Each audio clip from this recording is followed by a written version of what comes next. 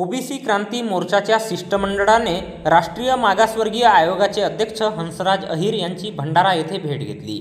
यावेळी ओबीसी समाजातील विविध समस्यांकडे लक्ष वेधण्यात आले।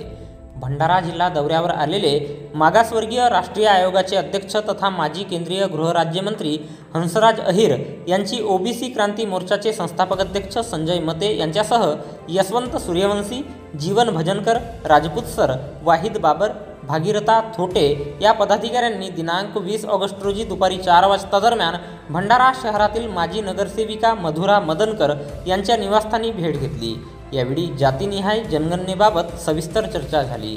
समाज माध्यमातून अशी माहिती समोर आली आहे की केंद्र शासनाच्या माध्यमातून होणाऱ्या आगामी जातनिहाय जनगणनेमध्ये ओबीसींसाठी स्वतंत्र कॉलम नसणार आहे। ही बाब अन्यायकारक असल्याचे सांगत ओबीसींसाठी वेगळा कॉलम राखीव ठेवावा अशी ठाम मागणी ओबीसी क्रांती मोर्चाच्या वतीने करण्यात आली। तसेच महाराष्ट्रात देण्यात आलेल्या ओबीसी वसतिगृहात मुली सुरक्षित नसून महाज्योती संस्थेला पाहिजे त्या प्रमाणात निधी देण्यात आला नसल्याने ओबीसींवर अन्याय होत असल्याचेही यावेळी लक्षात आणून दिले।